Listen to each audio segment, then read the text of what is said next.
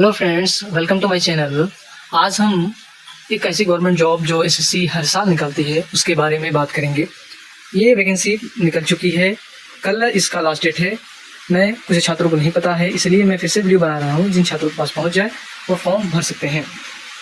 तो चलिए शुरू करते हैं, जानते हैं इस वैकेंसी की सारी डिटेल, कब से कब तक अप्लाई होने वाली है।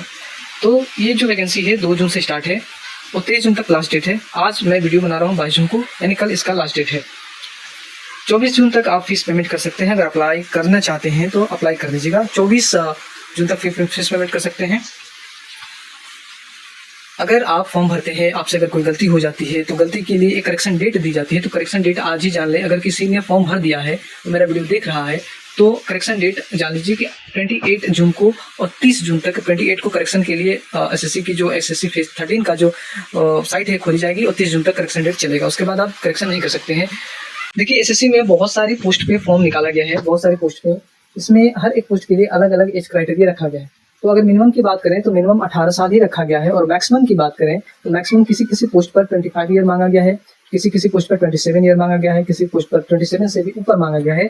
तो आप ये सारी डिटेल देख सकते हैं मेरे टेलीग्राम चैनल पर। मैं इस टेलीग्राम चैनल पर अपने जो डिस्क्रिप्शन में लिंक दे दूंगा, जिसका ये पीडीएफ मैं अपने टेलीग्राम चैनल अपलोड करूंगा। वहां से जाकर डाउनलोड करके सारे एज क्राइटेरिया देख सकते हैं। अभी तक जिसने फॉर्म नहीं भरा है प्लीज भर दीजिए। एक बढ़िया वैकेंसी है। आपको फिर ये वैकेंसी इस साल देखने को नहीं मिलेगी, फिर ये वैकेंसी अगले साल एसएससी फेज 14 के नाम से आ जाएगी। तो ये वैकेंसी अगले साल मिलेगी। एक तो इसमें 3 तरह की वैकेंसियां निकाली गई हैं। एक टेंथ पास है जो बच्चे, एक वो स्टूडेंट जो 12th पास है उसके लिए भी इसमें वैकेंसियां निकाली गई हैं। तो 10th पास के लिए वैकेंसी है, 12th पास के लिए भी वैकेंसी है और ग्रेजुएशन के लिए भी वैकेंसी है। हर एक पोस्ट के लिए आप अप्लाई कर सकते हैं। अगर आपकी क्वालिफिकेशन 10th है, 12th है, ग्रेजुएशन है, जिस पोस्ट पे जो क्वालिफिकेशन मांगी गई है उस पोस्ट के लिए आप अप्लाई कर सकते हैं। इसमें किस किस सब्जेक्ट से कितने क्वेश्चन आते हैं वो भी जान लीजिए। जनरल इंटेलिजेंस और जनरल अवेयरनेस, क्वांटिटेटिव एप्टीट्यूड और बेसिक इंग्लिश से क्वेश्चन बनते हैं, जिसमें हर एक सब्जेक्ट से 25 क्वेश्चन, टोटल 100 क्वेश्चन पूछे जाते हैं। एक क्वेश्चन 2 नंबर का होता है तो 25 क्वेश्चन 50 नंबर के हो गए, तो टोटल आपका 200 नंबर का आपका पेपर लिया जाएगा। 200 नंबर में आपका कट ऑफ डिसाइड की जाएगी। टाइम की बात कर लेते हैं तो आपको 100 क्वेश्चन अटेम्प्ट करने के लिए आपको 60 मिनट दिया जाएगा, टोटल 1 घंटे दिया जाएगा। जो पैरा डिसेबल जो कैंडिडेट रहते हैं उनको 20 मिनट एक्स्ट्रा दिया जाएगा, यानी उनको टोटल 80 मिनट्स प्रोवाइड किया जाएगा।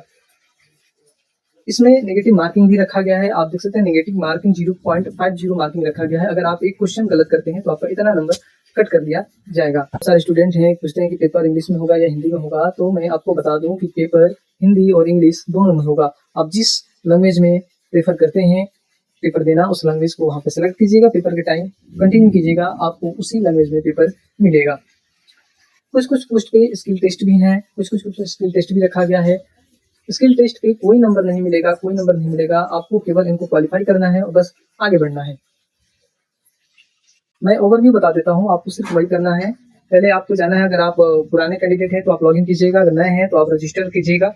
जैसे आप रजिस्टर पर क्लिक करते हैं तो आपका लॉगिन, अगर पुराने हैं तो आपको लॉगिन करना होगा। आपको एक रजिस्ट्रेशन नंबर मिला होगा, फिर पासवर्ड आपको मिला होगा, वो भरिएगा और नीचे दिए गए कैप्चा पर आप क्लिक करके आप आगे बढ़िएगा। अगर आप न्यू स्टूडेंट हैं, आपको आगे बढ़ना है तो आपको पहले नीचे दिया गया है रजिस्टर नाउ, इस बटन पर क्लिक करना होगा, फिर आगे बढ़ना होगा।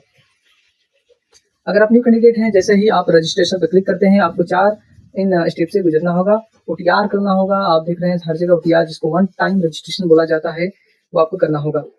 तो ओटीआर जब करेंगे तो आपको सबसे पहले क्या देना पड़ेगा, ओटीआर में आपको बात कर लेते हैं। सबसे पहले जो आपका खुलेगा वो पर्सनल डिटेल का खुलेगा। पर्सनल डिटेल आपको देना पड़ेगा। पर्सनल डिटेल में आपका पहले आधार वेरिफिकेशन किया जाएगा। आपके पास आधार मैंडेटरी है, होना चाहिए। आधार अपना नंबर डालिएगा, ओटीपी आएगा, ओटीपी सेंड कर कीजिएगा।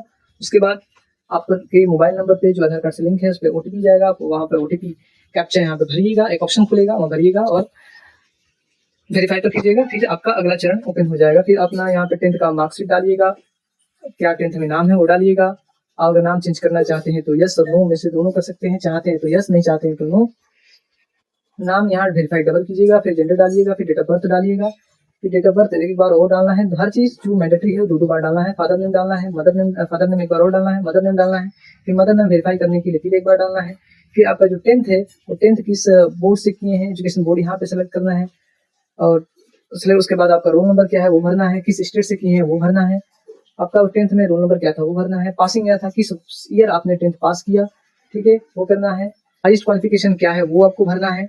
अपना जो हाईएस्ट क्वालिफिकेशन है, जैसे कि आपने ज़्यादा से ज़्यादा क्या 12th पढ़ा है या ग्रेजुएशन पढ़ा है, तो आप ग्रेजुएशन वाले ग्रेजुएशन डाल देंगे, 12th वाले 12th डाल देंगे। कैंडिडेट का मोबाइल नंबर, अपना मोबाइल नंबर दीजिएगा, फिर आपका ओटीपी आएगा, वेरीफाई कीजिएगा, ईमेल आईडी दीजिएगा, फिर वेरीफाई कीजिएगा, फिर आपका एक अगला चरण ओपन हो जाएगा। पर्सनल डिटेल के बाद जैसे ही आप पर्सनल डिटेल डाल लेंगे, फिर पासवर्ड, पर्सनल डिटेल में और कुछ डॉक्यूमेंट डालने के लिए आएगा। यहाँ पे आप आधार कार्ड अपना डाल सकते हैं, Aadhaar card, PAN card, driving licence कुछ भी डाल सकते हैं। यहाँ पे डीओडी बर्थ के लिए कुछ डाल सकते हैं, जैसे कि आधार कार्ड या हाई स्कूल मार्कशीट डाल सकते हैं।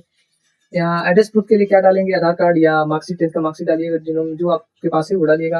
अपना फोटो अपलोड कीजिएगा, अपना प्लीज अपलोड जेंडर प्रूफ, अपना जेंडर प्रूफ अपलोड कीजिएगा कि मेल है कि फीमेल है, आधार कार्ड डालिएगा, सब कुछ ले लेगा, ठीक है। Certificate name as matrimonial certificate, आप ये सारी चीज़ें वही हैं जो मैंने आपको पीछे बताई।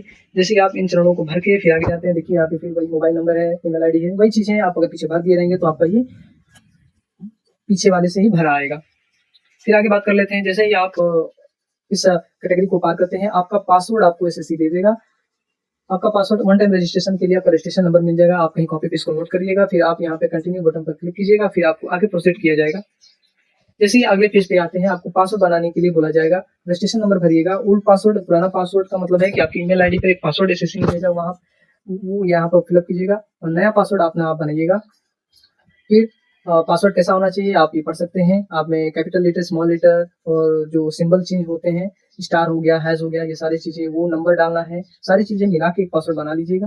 फिर एक बार आप कंफर्म पासवर्ड यहाँ भरिएगा। फिर एक सिक्योरिटी क्वेश्चन आपसे पूछा जाएगा, नीचे आप सिक्योरिटी क्वेश्चन कोई भी फिलअप कर सकते हैं, आसान है, भारी नहीं है। सिक्योरिटी क्वेश्चन 1 यहाँ से वही भरना है, फिर 1, 2 भरना है, वेरिफिकेशन के लिए किया जाता है, कुछ नहीं करना है। फिर आप सेव एंड नेक्स्ट पर क्लिक कीजिएगा, फिर आप आगे बढ़ेंगे।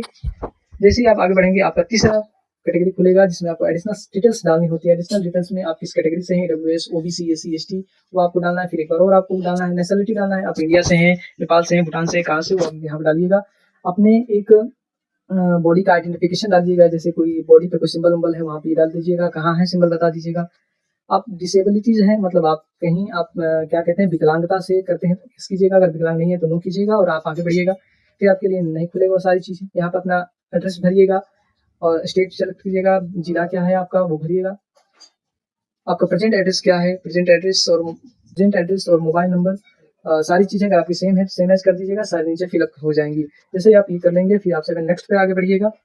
जैसे 7 नेक्स्ट आप बढ़ते हैं, आपका लास्ट आपका आता है डिक्लेरेशन का। आप डिक्लेरेशन यहाँ पे आई एग्री पर क्लिक कीजिएगा। अगर आप जो भी डिटेल्स भरे हैं यहाँ पे क्लिक करके आप रिव्यू कर सकते हैं, देख सकते हैं, कुछ गलत है तो सुधार कर सकते हैं, अगर नहीं है तो आप डिक्लेयर पे क्लिक करके आगे बढ़िएगा।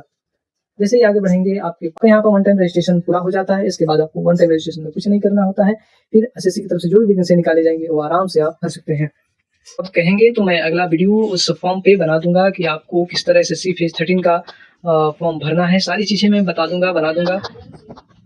लाइक करिए और कमेंट कीजिए कि हाँ वीडियो बना दीजिए, मैं पूरी डिटेल में भरकर बनाकर आपके पास भेज दूंगा। बहुत सारी पोस्टों पर वैकेंसियाँ निकाली गई हैं, सभी पोस्ट हैं, आप पोस्ट देख सकते हैं। उनमें से आपको जो पोस्ट पसंद आए उस पोस्ट पे भरिएगा, फॉर्म फिलअप कीजिएगा। अगर कोई दिक्कत आए तो मुझे कमेंट कीजिए, मैं उसके लिए एक आपके लिए वीडियो बनाऊंगा, दिक्कत का सॉल्व प्रॉब्लम करूंगा। तो अगर वीडियो अच्छा लगा हो तो वीडियो को लाइक करें, चैनल को सब्सक्राइब करें और बेल आइकन को ऑन जरूर करें, ताकि मैं अगर आपको जरूरत पड़े फेज 13 का जो वीडियो है उससे रिलेटेड क्वेरी है उसके बारे में सॉल्व जो भी करूं, या आगे आने वाले वैकेंसी के डिटेल्स देना हो या फॉर्म फिलअप कैसे करें, जो कोई प्रॉब्लम होता हो तो मैं अपने चैनल पर अपलोड करता रहता हूं, तो प्लीज़ सब्सक्राइब कर लीजिए। चलिए आज के लिए बस इतना ही, धन्यवाद।